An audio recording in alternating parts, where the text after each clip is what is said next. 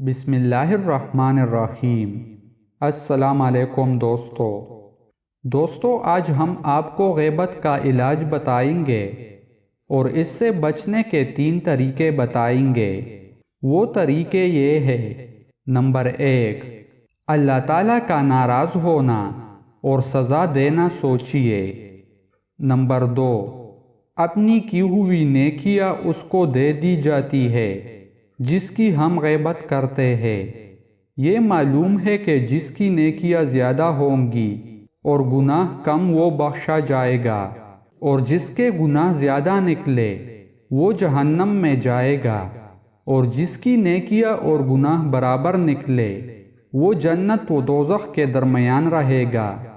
جیسا کہ حدیث میں آتا ہے، ہمیں سوچنا چاہیے کہ ہم اپنی ٹوٹی پوٹی چند نیکیاں کسی کو دیتے رہتے ہیں، سو کیوں؟ یہ ہماری بڑی غلطی اور کم علمی ہے۔ نمبر 3، غیبت کا باعث اور سبب سوچ کر اس کا علاج پہلے کرنا چاہیے۔